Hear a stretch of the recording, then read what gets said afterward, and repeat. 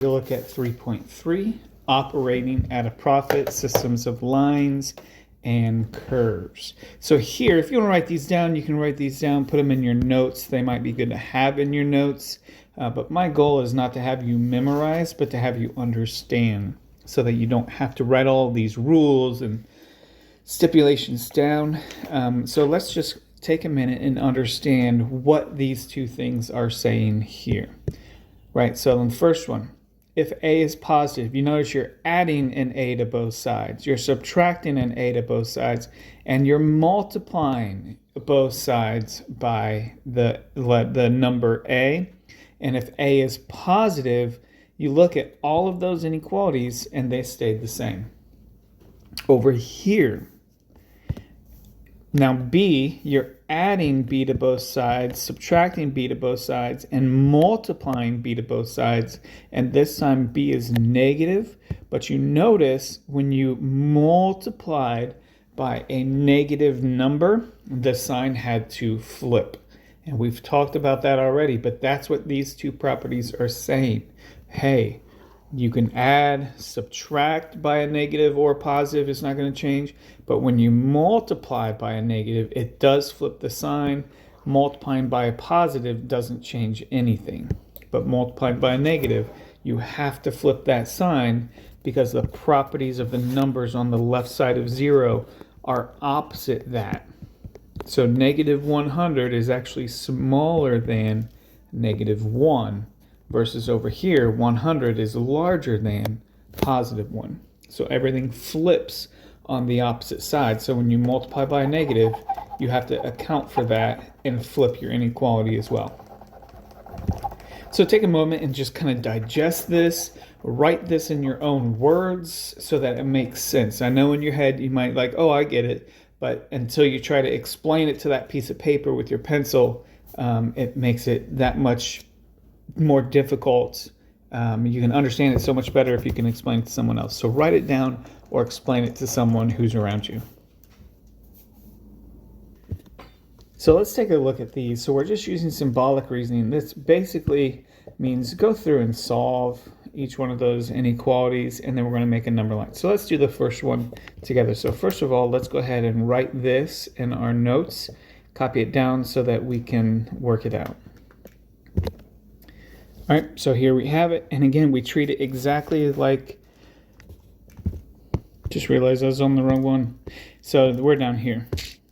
This is 3, 3. There we go. So we're then going to take a look at these income and operating costs with something we've done in the past, right? So the first thing that I want you to do, sorry about that. The first thing that I want you to do is copy these down.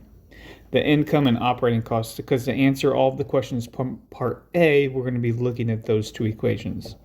So take a minute and copy those down and then come back to the video. So here we have the two equations and we're looking to answer some questions about income and operating costs for this particular company. So for the first one, graph the income and cost functions on the same coordinate grid with the number of customers in on the horizontal axis. So when we set this up, you have to kind of think ahead a little bit and make sure you give yourself plenty of room. The axis, the horizontal, the independent axis, they says to use the number of customers. So this will be the number of customers,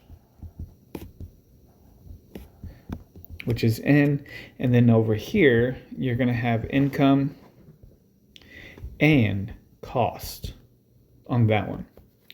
So with the number of customers, let's just go by fives. So 5, 10, 15, 20, 25, 30, 35, 40, 45, 50. All right, so we're going by fives here.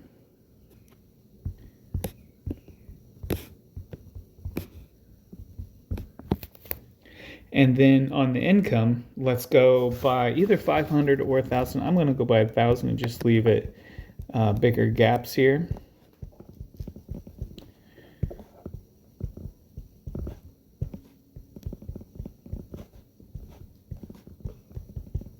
And let's just go up to 6,000. I'm not 100% sure how far up we're going to go, but I'm guessing it's at least up that much.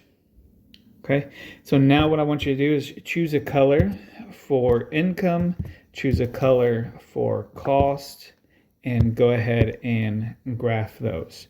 Number one, you notice that this right here is a quadratic. So think about what that's going to look like, and this is linear.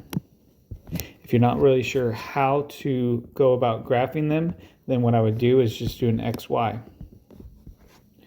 Right, so plug in values, plug in 0, 1, 2, 3, 4, 5, or if you wanted to do customers, every 5 customers would make more sense, right? So definitely start with 0, but then go to 5, 10, 15, 20. That'll give you a good idea as you go along, or you can even skip here. Keep it simple. 0, 20, so jump to, 10, not 20.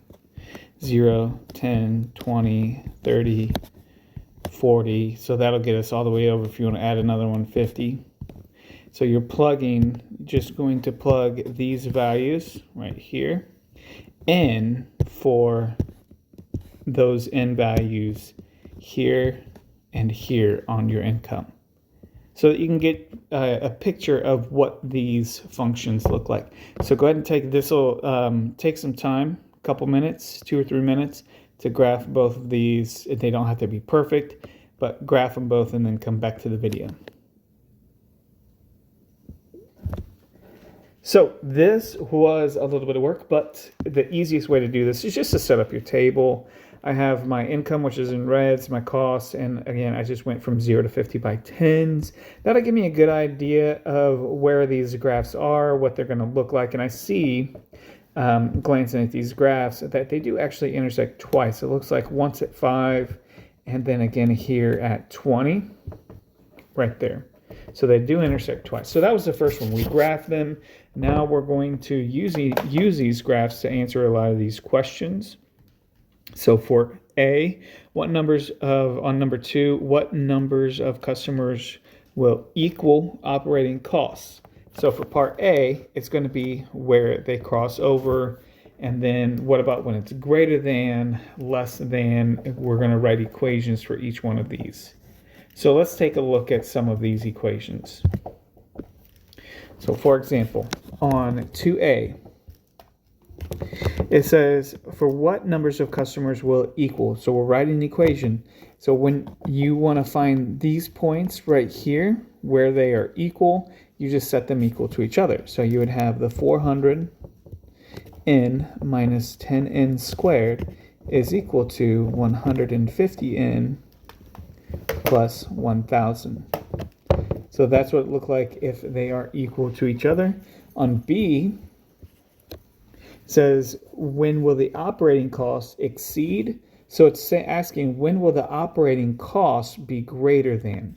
So that would be the 150n plus 1000. And they want to know when does this exceed the other one, the income, 400n minus the 10n squared. So here you would have a greater than when the operating cost is on the right, or sorry, the left, and the income is on the right. Then on to C, it says for what numbers of customers will the income exceed? So let's start with the income, which is this 400n minus 10n squared. They want to know when will this be more than the cost, like that. Okay, so we have those equations, and on a lot of these, on some of these, we're not actually solving. Like on 3, it says to estimate solutions for each one of these. Use your graphs from part A to estimate solutions of the equations and inequalities you wrote in part 2. So we're looking at part 2, so we're estimating. So for example, if I coordinate these, the 400 minus, and that's going to be red, so I'll highlight those red so we can see what graphs those are, and these are our green graphs. Right, so for 2A, so we'll say this is 3A, We're going to estimate those solutions. So when are they equal to each other? It looks like right here at 5. And then if I had to guess where they cross, it looks just like below 2000. But when you plug it in, when you plug 5 into your either green or red, it doesn't matter. Either of those, you end up getting 1,750. Right, so this point right here is that one right there. And then the other one where they cross is going to be this one right here. That is going to be at 20 customers and 4,000. And we know that because if we look at our table, oops, let me throw another 0 in there. If we look at our table right here at 20, they're the same. So we know they're equal right there. Okay, so then those are our two answers where they're equal to each other. And then on 3B, for what number of customers will operating costs exceed? So the operating costs, remember, is the green. So it wants to know when will green be larger than the red. So if you look right here, so when it's less than 5, green is higher up on the graph than the red, and when it's greater than 20, green is higher up on the graph than the red. So if we write this as an answer, it's when n is less than 5 or n is greater than 20. Then for the other one, for part C, it says for what numbers of customers will income exceed the operating costs? So in this case, income is red. So it's bigger than the operating costs right here. So that's your sweet spot, right? Where your income is greater, because after that, your income starts to go down. Maybe you have to have too many staff. It's not worth having all the staff, whatever that is. But that's kind of your sweet spot in terms of this business. So it's going to be between 5 and 20. So when n, here we go, when n is greater than 5 and n is greater than, less than 20. So you can write this as a combined. So n is less than 20 and greater than 5. Either one of those will work. You can either write it like this or like that. Either one.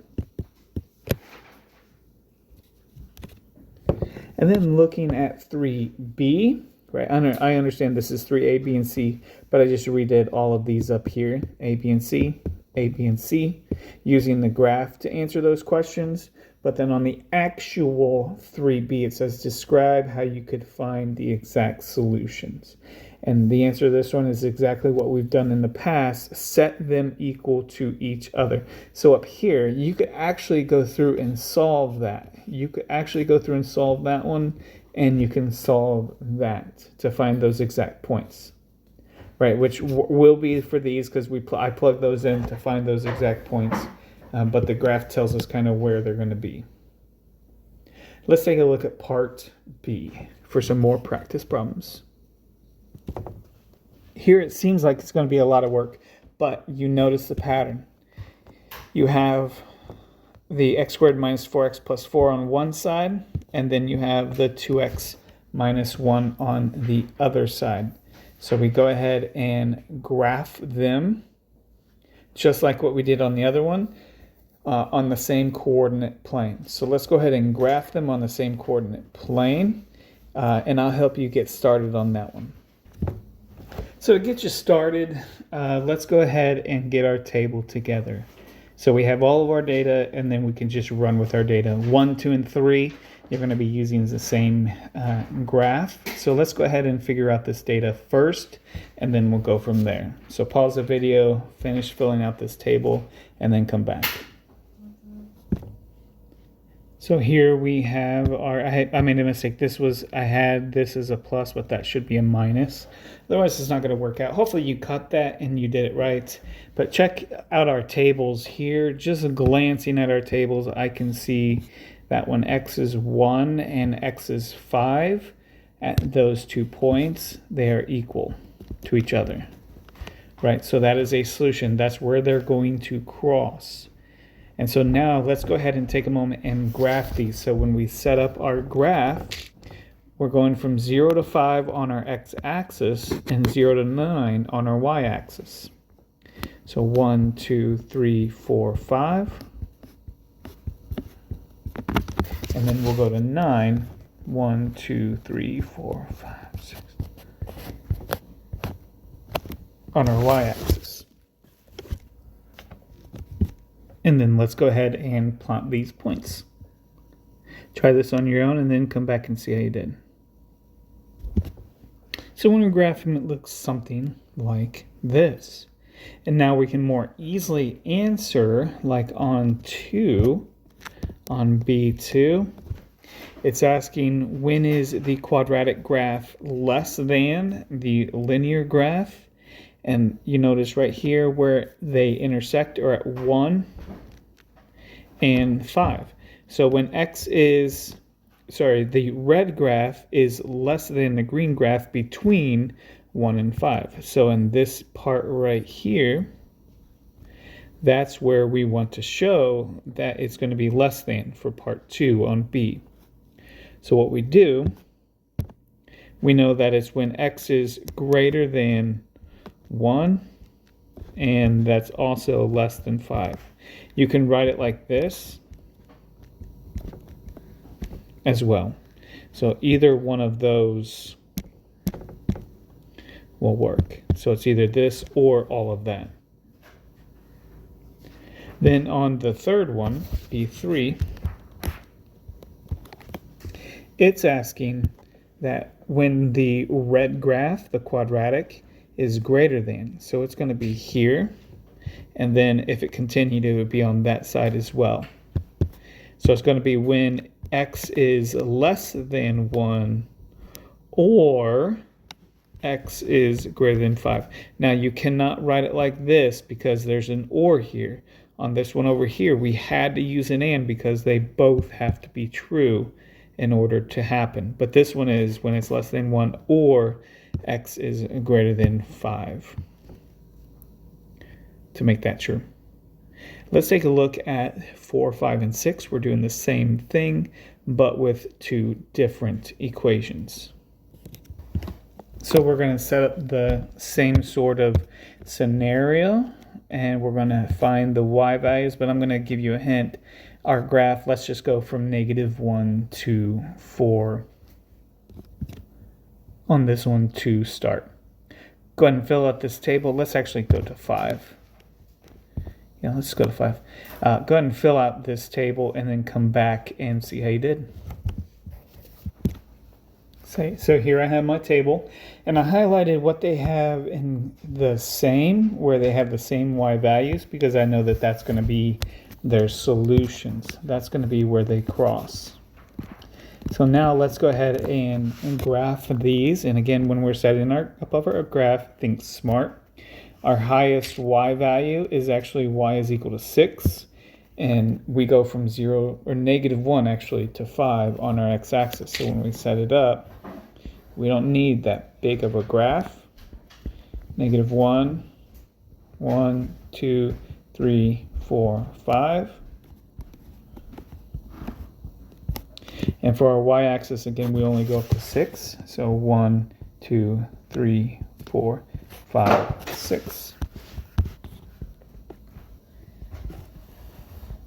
And then go ahead and graph both of those, and then come back to the video to check your answer. So here's our graph, and again, we can see those solutions right where they cross, x equals -1 and x equals 4. And that's going to help us answer the other portions, because on number 5, it says, hey, on number 5, when is your, in this case, the red graph less than the green graph? And that's going to happen here and here. The red graph is less than the green graph, and that's when x is less than -1 or x is greater than 4. So that would be your answer for that one. Let's use the other color here. So that would be your answer for 5. And then on 6, it's saying when is the quadratic or the red greater than? That's going to be on this interval right in there because it's higher than your green graph. So it's greater than your green graph on that interval. And that would be when x is greater than -1, and because both have to be true, x is less than 5. And that's the one where you can write it like this. X is between -1 and 5. And that's our final answer. So again, you can either have this or that one for number 6. Let's take a look at part C, which is the last one we're going to look at today. Here you have a circle, and the equation of this circle is given to you as, let me highlight it here. The equation for this circle, this is the equation for generic circle, this is the equation for this circle, because in this case our radius is 5, so r is equal to 5, meaning the distance from here to the outside of the circle right there is 5 units. Okay, so we have the circle, which is this line right there, but what we are going to be looking at on number 1 is this line right there. So that is the line 3x or 3/4 x. And if we look, what they ask us to do, it says use the fact to estimate solutions of the systems. So the solutions of the systems are where they're equal to each other. So in this case, the solutions are going to be here and right there, where they're equal to each other. So the solutions, it looks like -4, -3 is one of the solutions, and the other solution is 4, 3. Go ahead and do the same for the second one, but on the second one, you're looking at this line right there.